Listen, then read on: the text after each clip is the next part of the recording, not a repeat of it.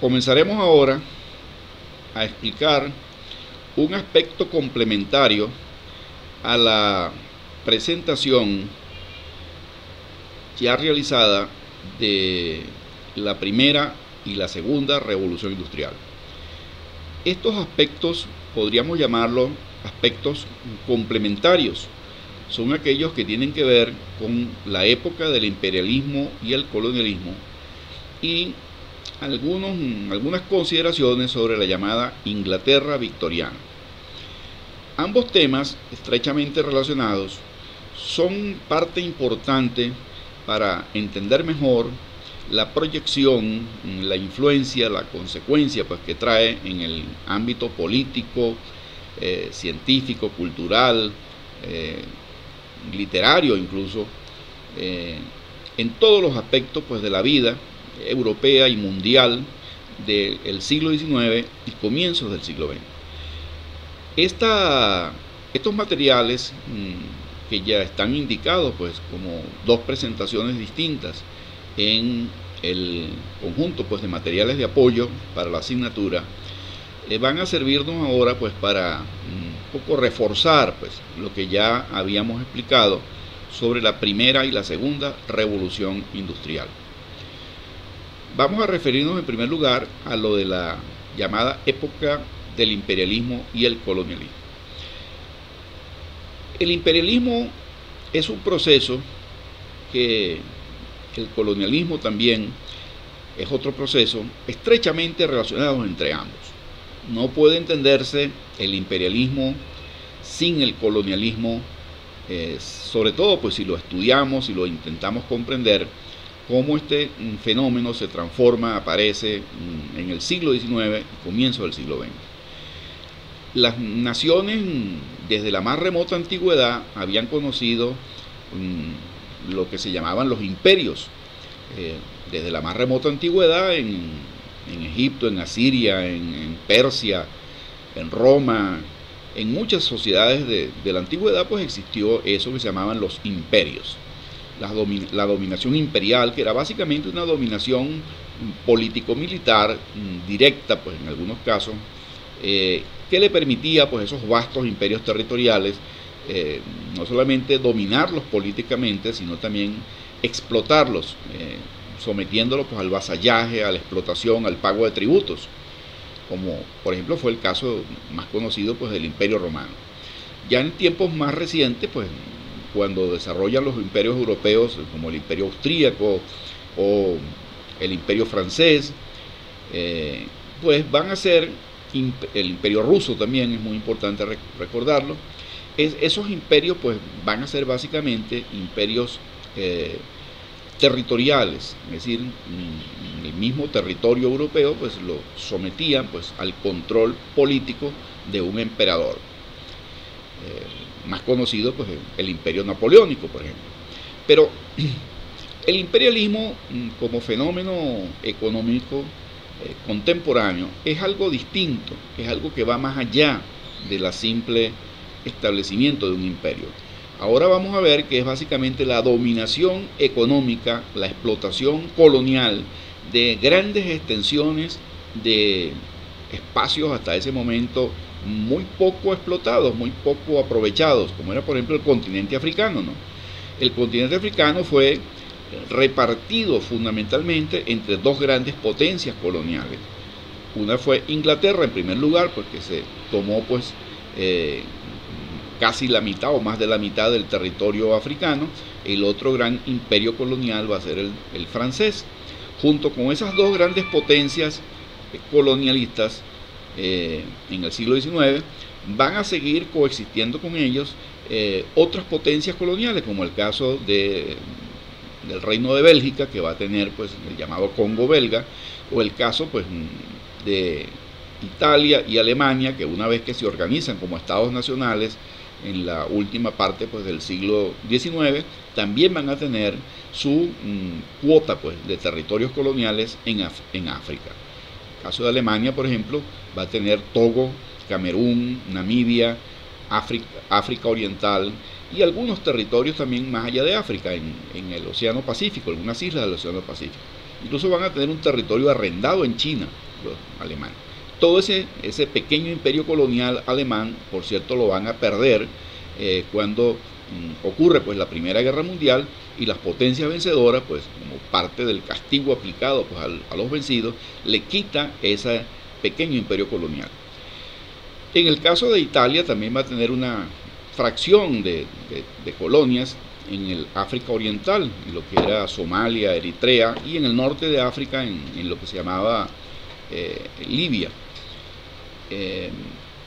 Bueno, esa presencia pues de naciones pues que van a tener su alicuota, su cuota parte de territorios coloniales en África, le va a permitir tanto a británicos, franceses y otras naciones pues van a tener pues la oportunidad pues de conseguir allí gran cantidad de recursos o materias primas, y por supuesto convertir a los pueblos que vivían en esas colonias pues en consumidores de todos los bienes de la industria pues que se había generado pues con la revolución industrial. Entonces el colonialismo de alguna manera pues va a reforzar, va a ser mucho más poderoso la dominación económica, el control de los mercados, el control de la fuente de materias primas, el control pues de extensos territorios. Ese colonialismo del siglo XIX es muy distinto al colonialismo, por ejemplo, que existió desde el siglo XVI. En el siglo XVI, en el caso de África, los europeos no fueron más allá del control de algunos puntos de la costa, donde establecieron factorías comerciales, puntos de abastecimiento. Es el caso de las colonias portuguesas, por ejemplo. Es el caso de algunas colonias británicas que existieron desde muy temprano pues, en la costa africana, básicamente para intercambiar algunos productos que sacaban del África, como el oro, el marfil y especialmente los esclavos negros. El tráfico negrero, que fue muy importante en los siglos XVI, XVII y XVIII, para ser abolido ya en el siglo XIX, ese tráfico negrero permitió la captura de millones de seres humanos que fueron llevados desde el África hasta el Caribe, hasta el sur de lo que hoy día son los Estados Unidos, y hacia toda la zona de la costa pues cálida de América del Sur y América del Centro. Bueno, ese colonialismo pues propio pues del siglo XVI, XVII, XVIII, que lo controlaron básicamente pues en especie de puestos comerciales, no intentaban controlar el territorio completo, es decir, el interior de ese vasto continente que era África. Tanto los portugueses, los holandeses, los franceses y los británicos no fueron más allá pues de ese control. Vamos a decir, de un rosario de puntos en la costa que servían para abastecer las naves en su largo viaje desde Europa hasta el lejano oriente, hasta la India, hasta China, hasta las llamadas Indias orientales, y después incluso a los largos viajes hasta Oceanía, porque cuando se desarrolla pues la colonización de Oceanía, hacia Australia y Nueva Zelanda por parte de los británicos. Pero ese colonialismo inicial pues no va a ser igual pues posteriormente. Ya en el siglo XIX pues empieza pues a penetrarse con mayor profundidad pues el continente, se reparten las colonias, se empiezan incluso a hacer asentamientos humanos más importantes, se trasladan comerciantes, funcionarios, civiles y militares para garantizar el control del comercio, la producción de materias primas y la distribución, por supuesto, de las mercancías producidas en las respectivas metrópolis capitalistas. Ese activo colonialismo, pues un poco más intervencionista, más directo, un control mucho mayor, pues, de tierra adentro, pues, va a ser, pues, entonces distinto al antiguo colonialismo, porque se contentaba, pues, con el simple comercio a través de puestos llamados factorías en la costa. Pues bien, entonces ese colonialismo va a reforzar el poderío imperial de Inglaterra, que incluso va a hacerse del control ya no solamente de buena parte del África, se reparte este continente, repito, pues junto con Francia fundamentalmente. Francia va a tener el control fundamental de la parte de la cara occidental africana, la llamada África ecuatorial, y también de buena parte del norte de África, la llamada África sahariana, pues lo que hoy día sería Argelia, Marruecos y otras áreas vecinas. Posteriormente van a tener injerencia en territorio pues, de otras partes. Pues bien, más allá del control de la África va a venir después la disputa sobre la India.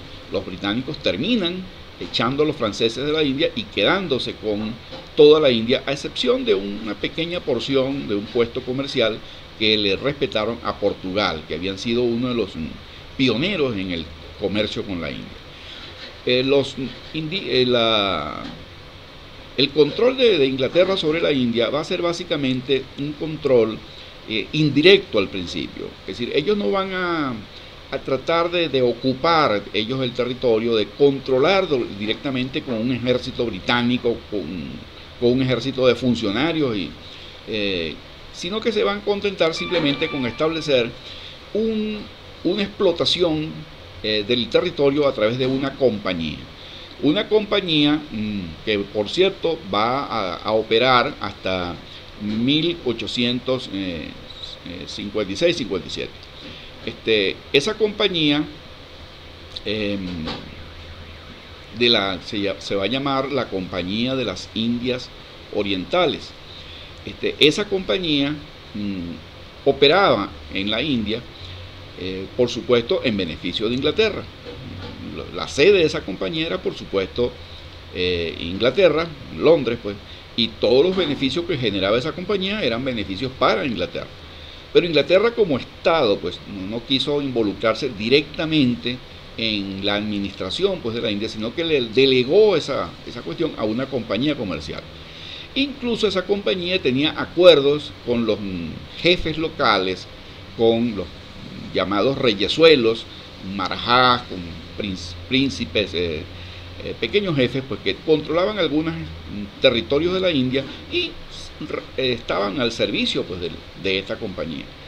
Ellos le dejaban el asunto, pues, del control de la población a esos jefes locales y se contentaban con que estos pequeños estados tributaran, pagaran los impuestos y sobre todo sirvieran, pues, de abastecedores de materias primas exigidas por los británicos o de servir de mercado, pues, a toda la producción de mercancías inglesas, pues, que eran llevadas a la India, pues, y vendidas en la India. De esa manera, pues,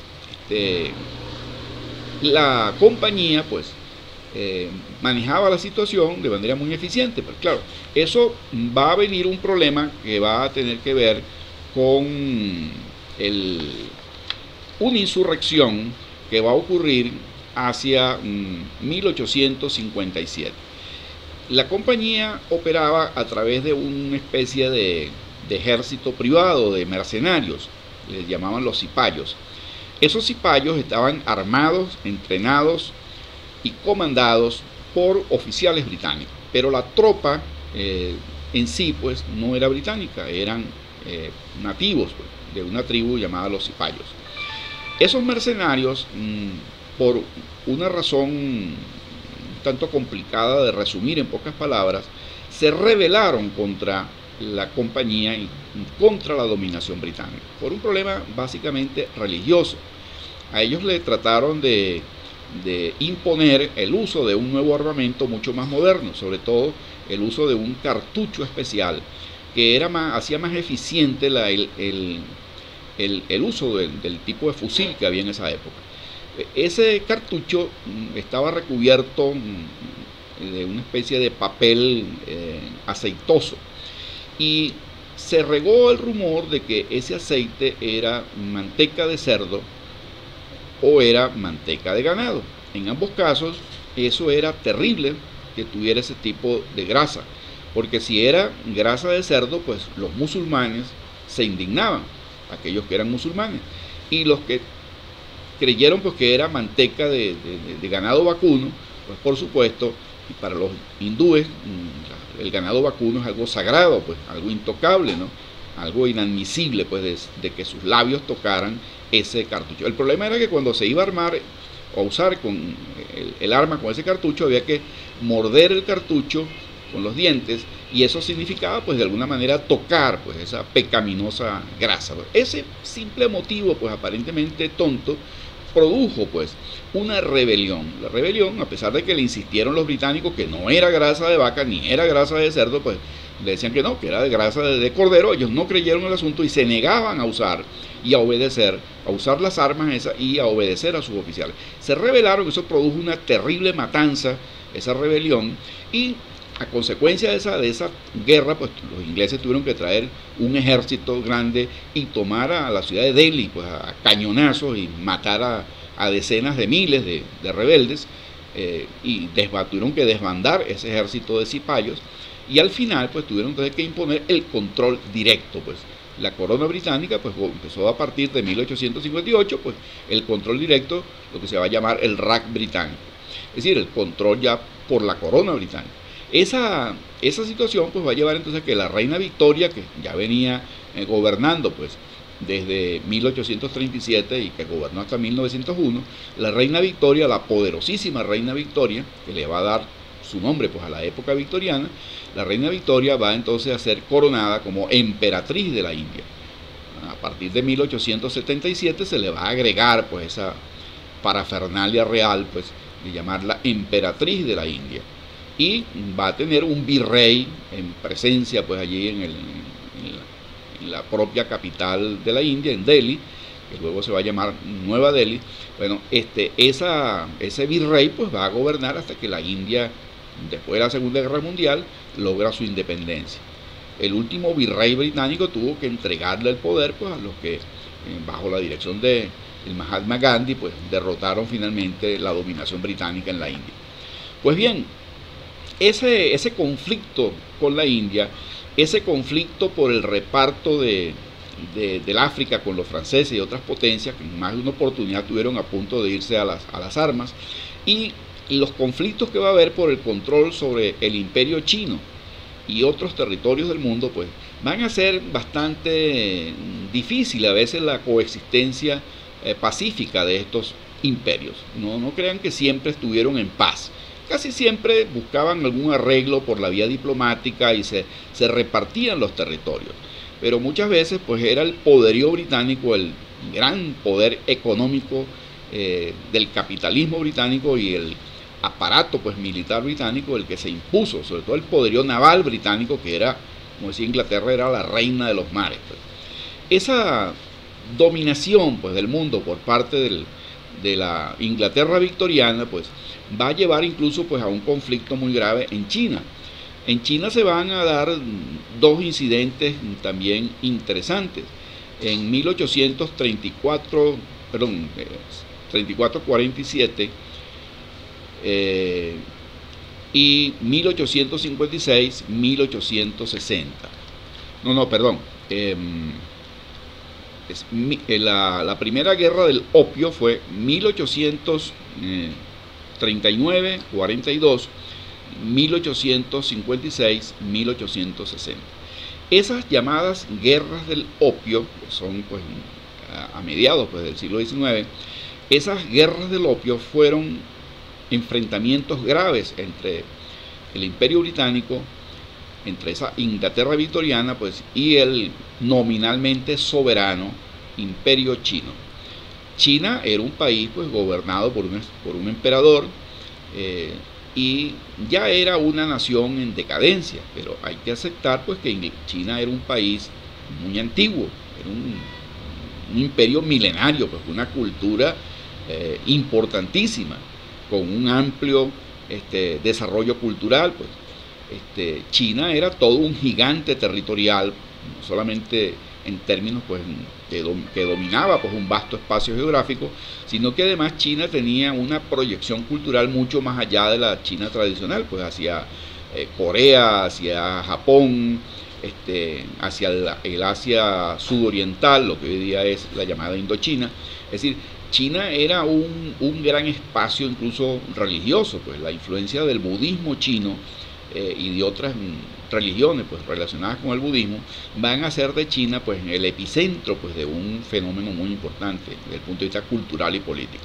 Pues bien, ese imperio chino va a empezar a ser sometido al control indirecto por parte de los británicos. Los británicos comerciaban con China muy activamente, sobre todo con seda, porcelana y té. Eso era básicamente lo que los chinos podían exportar. Ese tráfico comercial, ellos traían incluso a veces té de la India y de Ceilán, que eran colonias británicas, traían té para China, llevaban productos como la seda y la porcelana y otras mercaderías de lujo pues de China para Europa. Pero había un problema, que era que el comercio para los británicos estaba desbalanceado. Ellos necesitaban vender algo mucho más a China, y ese mucho más va a ser el opio. Los británicos se hicieron pues del control del tráfico de opio, a fuerte droga, ¿no? Y ese opio empezaron a introducirlo a China y convirtieron pues a los chinos en adictos al opio. Es decir, los británicos fueron algo así como los grandes jefes del narcotráfico de la época. Ese tráfico de opio le daba a los navíos británicos, a la corona británica, en un gran beneficio económico. Y los chinos pues empezaron a molestarse porque se dieron cuenta pues que la generalización del consumo de opio no le traía ningún beneficio. No solamente no recibían dinero a cambio de las mercancías que ellos exportaban, sino que prácticamente el pago lo estaban recibiendo era en un producto nocivo para la salud, como era pues el opio. Y las autoridades imperiales quisieron pues prohibir ese comercio del opio. Incluso incautaron los grandes cargamentos de opio que pretendían desembarcar en los puertos chinos, pues los navíos británicos. Y eso pues produjo entonces el enfrentamiento entre la corona británica y el imperio chino. Las dos guerras que hubo, pues los dos momentos pues, de ese conflicto, del 39 al 42 y del 56 al 60, esas llamadas dos guerras del opio, le llevaron a Inglaterra pues a aplastar militarmente a los chinos de manera humillante, pues le impusieron a cañonazo pues la obligación de seguir recibiendo pues el comercio del opio, sino que además de eso le impusieron la apertura con grandes facilidades pues al comercio británico de varios puertos. Incluso el control del puerto de Hong Kong se tuvieron que entregárselo a la corona británica por prácticamente un siglo. Ahora recientemente fue que lo tuvieron que obligatoriamente devolver al control chino. Pero esa fue una de las consecuencias precisamente de esa guerra del opio, es decir, la mayor apertura al comercio, incluyendo el comercio del opio, y la entrega pues del territorio ese de Hong Kong para convertirlo en la gran base comercial para el comercio británico allá en el oriente. Bueno, entonces el control de China por parte de Inglaterra y otras potencias, porque también van a asociarse en ese despojo territorial a China y la van a obligar a abrir su territorio a las inversiones en ferrocarriles, en minería, en industria, en muchas otras áreas. China pues va a seguir siendo nominalmente un imperio, un estado soberano, pero sometido al control y la explotación de estas naciones europeas. Eso va a producir a largo plazo pues un terrible odio nacionalista, patriótico de los chinos, pues, que va a llevar incluso al asedio y al intento pues, de asesinato de las embajadas en China. Eso fue lo que se llamó la revolución de los Boxers a finales del siglo XIX, pero esa es otra historia. Pero eso de alguna manera está relacionado con esas viejas humillaciones, por ese control, por esos despojos, sobre todo pues por haber sido humillado de esa manera, de obligarlos a aceptar pues, el comercio del opio. Bueno, junto con los conflictos pues, de la India y de China, va a haber un conflicto también en el África del Sur. El África del Sur, desde siglo XVI, siglo XVII, había sido empezada a colonizar originalmente por colonos holandeses. Esos colonos holandeses, junto con muchos calvinistas franceses llamados hugonots, van a migrar hacia allí, hacia el África del Sur, que tenía un territorio pues con un clima más benigno, más adaptado pues al mundo europeo, a la población del mundo europeo. Y esa África del Sur o Suráfrica va entonces a desarrollar incluso por siglos una población que se va a arraigar, una población blanca muy importante. Y esa población van a ser los llamados Boers, que modernamente le llaman los Afrikaners, y hablan su lengua de origen holandés, incluso con la presencia de un alto componente de población francesa calvinista. Los franceses calvinistas habían emigrado de Francia porque por la intolerancia religiosa de los católicos ellos migraron hacia un territorio donde sí había mucho más calvinismo en Europa, que era Holanda. Por esa razón hay muchos apellidos de esos Boers surafricanos con apellidos y nombres franceses, porque originalmente eran franceses. Entonces esos Boers, esa población pues, que se arraigó por varios siglos en África del Sur, va a ser invadida y dominada por los británicos. A finales del siglo XIX, en 1899, hay una terrible guerra que se va a llamar así, la Guerra de los Boers. ¿Y cuál fue el motivo por qué Inglaterra quiso arrebatarle el control de esos territorios a esa población europea arraigada desde hacía muchos siglos allí? Pues bien, el problema era que allí se descubrió oro. La gran riqueza aurífera y de otras piedras preciosas como los diamantes y otros minerales, pues entonces Inglaterra pues va a apetecer el control de esos territorios y va a convertir a Sudáfrica pues en una de sus más ricas e importantes colonias.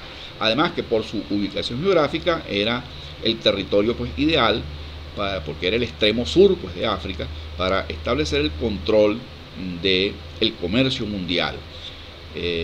Sudáfrica siempre había sido desde el siglo XVI un centro de aprovisionamiento, no solamente para estos holandeses, sino antes lo había sido para los portugueses también.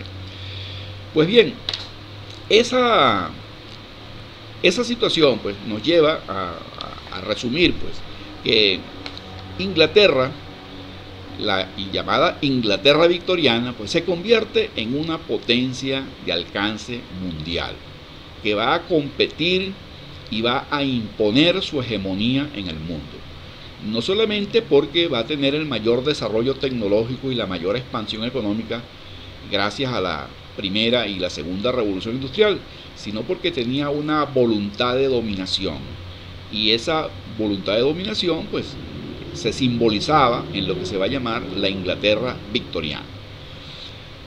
En paralelo, esta Inglaterra victoriana pues va por supuesto a reflejar en la sociedad británica un florecimiento pues de la literatura, de la ciencia, de la política. Inglaterra pues se convierte en el centro del mundo. Es el caso, por ejemplo, de que Inglaterra va a tener uno de los movimientos literarios más importantes. Hombres como Charles Dickens y muchos otros más pues van a ser el centro de la literatura que va a competir y va a imponerse en el mundo junto con la literatura francesa y otras naciones importantes de Europa, pero Inglaterra va a ver el mayor florecimiento literario precisamente en el siglo XIX, en la llamada Inglaterra victoriana. Pero no se queda allí en lo de la literatura, también en el campo de la ciencia, ¿sí? Los avances en la medicina, los avances en la biología, Charles Darwin con su teoría pues, de la evolución de las especies y esas cosas, va a ser el centro del debate mundial de la ciencia en el siglo XIX. Todas las grandes exploraciones científicas, como las que hace Darwin y otros importantes exploradores, van a revolucionar pues, el conocimiento científico de la época. Y junto con las ciencias naturales, junto con la literatura, junto con todo lo que es el teatro, la poesía, la pintura, junto con todo ese florecimiento cultural de la Inglaterra victoriana, va a haber también un florecimiento en las ciencias políticas, no solamente en el liberalismo, en la publicación, los debates pues, de los grandes textos liberales en la época, tanto el liberalismo político como el liberalismo económico, sino que también incluso va a haber un florecimiento del pensamiento socialista. Inglaterra va a ser el escenario pues, donde un importante pensador, Carlos Marx, va a desarrollar pues, toda su teoría del llamado materialismo histórico, que va a simbolizarse pues, en la gran obra El Capital. Toda la obra de Marx y Engels va a tener como escenario pues, el escenario seguro pues, de las grandes bibliotecas de Londres y del Museo Británico, en el cual Marx por décadas vivió pues, estudiando y escribiendo pues, buena parte de su obra. La obra de Marx va a revolucionar pues, el pensamiento económico y político de la Europa del siglo XIX. Todo lo que va a ser el llamado movimiento de la Primera Internacional y de la Segunda Internacional va a tener en el pensamiento de Marx pues, la génesis, el origen, la causa, ¿no? Pues bien, en resumidas cuentas entonces tenemos que concluir pues, esta apretada síntesis. Ese mundo pues, de la Inglaterra victoriana pues, que tiene distintos aspectos desarrollados en esas dos presentaciones que les recomendé que la hagan, también también es importante destacar, algunos procesos históricos que se dan en áreas distintas a ese mundo británico. Me refiero a dos casos que no quería dejar pasar por alto: el caso de Japón y el caso de Rusia. Rusia llegó a convertirse en algo así como el mayor imperio territorial, que tenía una parte en Europa y una parte en Asia. Posteriormente, en otra presentación, en otro video, vamos a hablar de eso, de los imperios.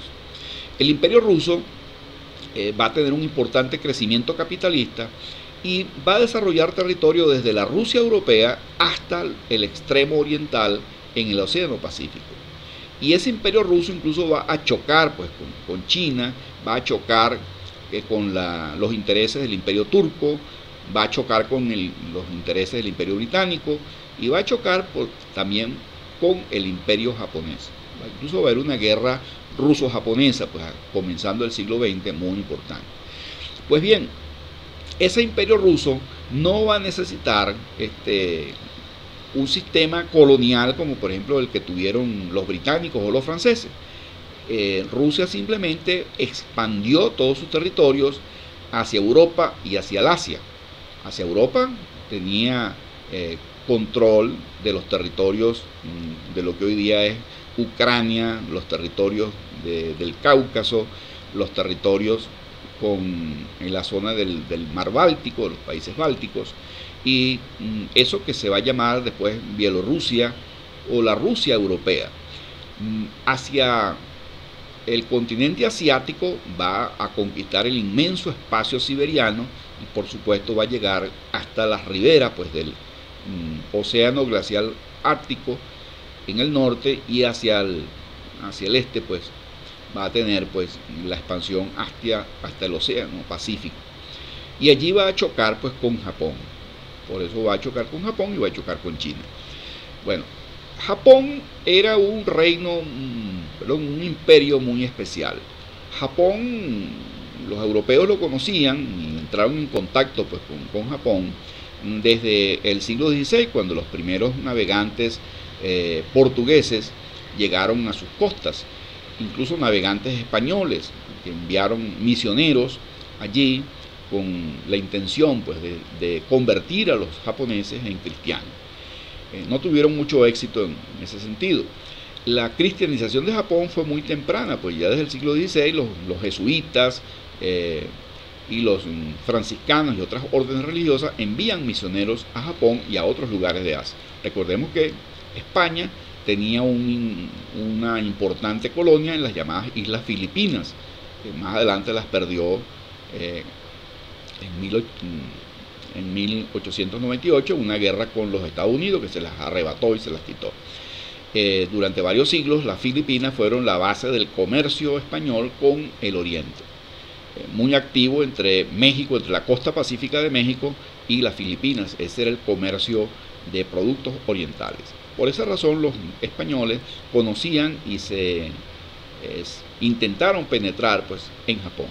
Pero Japón, más allá de esos contactos con España, con Portugal, que también hizo labor allí de penetración comercial, y los holandeses, no tuvieron éxito estableciendo ninguna dominación colonial en Japón, porque Japón era bastante reacio a aceptar a los extranjeros. De manera tal que Japón se encerró en sí mismo y vivió en una especie de sistema feudal cerrado, hermético, cuyo único contacto con Occidente era una especie de feria anual comercial que le permitía a los comerciantes holandeses que tenían colonias en las Indias Orientales venir a traer sus productos a ese puerto, a un único puerto japonés habilitado para ese comercio, una vez al año, una especie de feria comercial. Y allí los japoneses aprovechaban pues de vender sus productos como el té, la porcelana, la seda, y adquirir algunos bienes europeos de tipo tecnológico, porque algunos bienes, y sobre todo las armas de fuego, algunas telas, relojes, pequeñas herramientas, cosas que su tecnología pues no le permitía pues tener.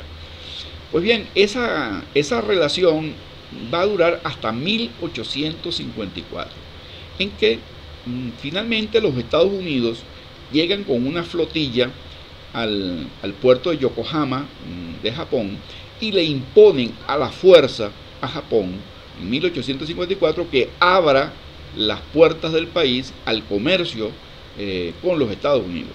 Los Estados Unidos le imponen a Japón esa obligación de abrirse, es decir, abrirse a juro, por la fuerza pues, de las armas, con barcos modernos que fueron y armamento moderno. Los japoneses solamente tenían una marina de juncos, de navíos de madera y de vela, no podían competir pues, con la tecnología naval europea y la tecnología naval porque tenían los norteamericanos.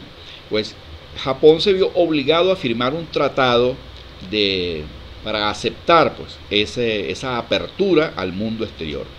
Y a partir de ese momento entonces el proceso político japonés va a sufrir un profundo cambio.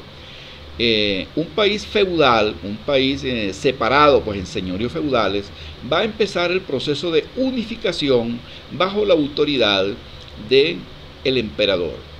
El emperador era una figura meramente emblemática, pero no tenía poder sobre los señores. Los señores tenían sus grandes ejércitos de samurái.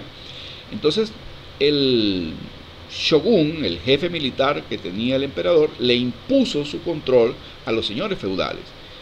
¿Cómo lo hizo? Bueno, con la tecnología occidental construyeron un ejército moderno y una marina moderna.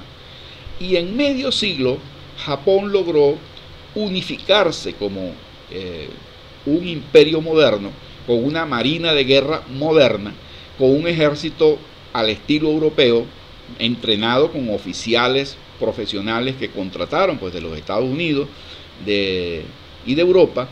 E incluso van a traer expertos europeos para hacer cambiar, pues, hacer superar pues, la brecha tecnológica científica pues, que existía entre Japón, que tenía una admirable cultura milenaria, pues, budista, una hermosísima poesía, literatura y esas cosas, pero tecnológicamente estaban muy retrasados. Esa tecnología occidental ellos la van a adquirir pues, a través pues, de los expertos occidentales pues, que van a llevar a Japón. E incluso van a enviar ellos a cientos, a decenas de miles de japoneses al exterior también a formarse. Es decir, no solamente van a traer expertos internacionales a reformar su educación y su sistema pues van a construir ferrocarriles, van a construir un sistema postal, van a construir un sistema de vías de comunicación, es decir, van a modernizar a Japón de manera acelerada. Eso va a convertir pues, a Japón en una pequeña potencia asiática, tan importante que ya a finales del siglo XIX, hacia 1895, Japón le impone a China una dominación que va a ser pues le va a permitir pues a Japón hacerse del respeto pues internacional como una potencia dominante. Humilla a China, le arrebata territorios, como el caso de Corea, como el caso de la isla de Taiwán y otras islas menores, y Japón pues se convierte en una potencia del Pacífico. Y esas conquistas japonesas, pues Occidente las va a tener que reconocer con el tiempo. Japón se convierte entonces en una especie de nación imperialista a su nivel allí en Europa, gracias a su acelerado crecimiento pues militar, naval, tecnológico, económico. Muy corto plazo, en medio siglo Japón se pone a la altura pues, de un país europeo, de una manera acelerada, así, liquida el sistema feudal, impone la autoridad centralizada del Estado pues, japonés imperial y construye pues, una fuerza militar prodigiosa, porque le permite aplastar a China, no solamente a China, aplasta el gran imperio ruso. La guerra ruso-japonesa de 1904 le permite a Japón arrebatarle a los rusos un disputado control pues, sobre la península coreana, a la que los rusos aspiraban controlar, pero los japoneses se lo impidieron y los japoneses terminaron quedándose con el control, con la anexión pues, de esa importante península. En esa guerra ruso-japonesa, en la cual fue destruida totalmente la flota rusa, tanto la flota del Pacífico como la flota europea, que hizo un largo viaje alrededor del mundo para llegar allí en el mar del Japón y ser destruida por los japoneses, hundida totalmente en una base que tenían los rusos allí en esa zona, llamada Puerto Arturo. Allí quedó toda la flota rusa hundida, sin ni siquiera combatir. Fue destruida por la poderosa flota japonesa que ya existía para ese entonces. De tal manera entonces que no importaba mucho ese gran tamañote pues, del imperio ruso para un imperio de dimensiones más modestas en términos geográficos como era Japón, para derrotar pues, a ambos imperios. El imperio chino y el imperio ruso pues, fueron humillados y derrotados por ese imperio emergente que fue Japón. Y eso fue posible gracias al acelerado proceso de industrialización de Japón, gracias al acelerado proceso de transformación económica y social de Japón, y gracias por supuesto a la destrucción del tradicional feudalismo que existió pues en el pasado y que tenía Japón sumido pues en el atraso tecnológico hasta mediados del siglo XIX. Es decir, ese cambio de Japón de alguna manera pues es un ejemplo de lo que puede la revolución industrial, de lo que puede la tecnología y de lo que puede la voluntad de un pueblo. Bueno, en líneas generales podemos entonces concluir pues que el mundo europeo y todo el mundo americano, el mundo del Océano Pacífico, el mundo africano, el mundo de la India, el mundo de Oceanía, no va a ser igual a partir del siglo XIX. Es decir, la era victoriana, la época victoriana, va a simbolizar pues, el poderío de Inglaterra como señora de los mares, pues, como la mayor potencia naval, como la mayor potencia industrial, como la mayor potencia colonial, vasto imperio colonial pues, de alcance mundial. Todo eso va a ser posible por el poderío económico que le da a Inglaterra pues, la tecnología de la revolución industrial. Esa revolución en la economía, esa revolución en las comunicaciones, gracias al motor pues, de vapor al principio, a la máquina de vapor que va a permitir tener navíos transatlánticos que surcan los 7 mares, va a tener pues la construcción de vastos espacios geográficos, van a quedar unidos gracias a los ferrocarriles. Bueno, Inglaterra no va a estar sola en ese proceso, pero va a ser la nación líder de ese proceso, junto con los Estados Unidos, con Francia, con Alemania y con otras naciones menores. Naciones pues, que luego se van a ir agregando pues, a ese proceso de transformación del mundo.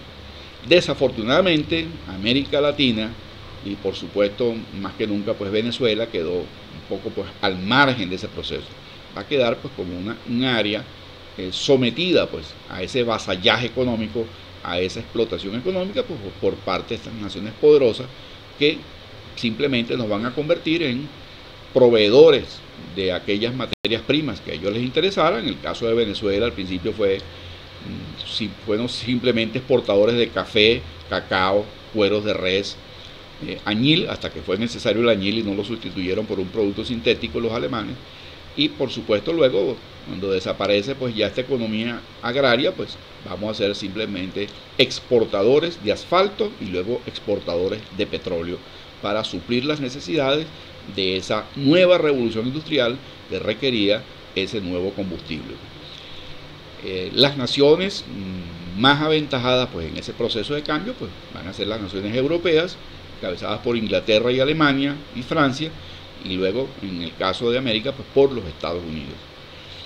De esta manera podemos decir entonces que la época victoriana fue una época de crecimiento, de transformación, de dominación de estas naciones como Inglaterra y de otras potencias asociadas con ella pues en esa empresa pues de repartirse el mundo, de repartirse las colonias y de repartirse las zonas de influencia aún de aquellos que no eran colonias, como el caso pues de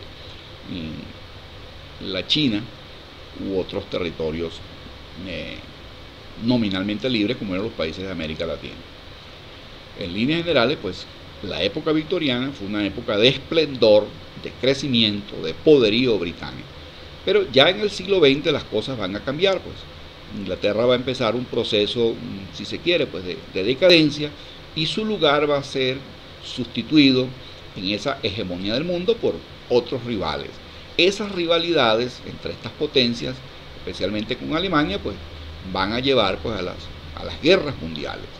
De alguna manera, pues las guerras mundiales están asociadas a estos conflictos de intereses entre los poderosos del planeta. La reina Victoria entonces pues presidió pues sobre una época, y por eso se habla pues de una época victoriana, de una Inglaterra victoriana, de un mundo victoriano, en la economía, en la sociedad, en la cultura, en la ciencia, en las costumbres y hasta en la moral. Se habla incluso de una moral victoriana, de un estilo arquitectónico victoriano, es decir, el victorianismo pues casi como el sello pues de una época.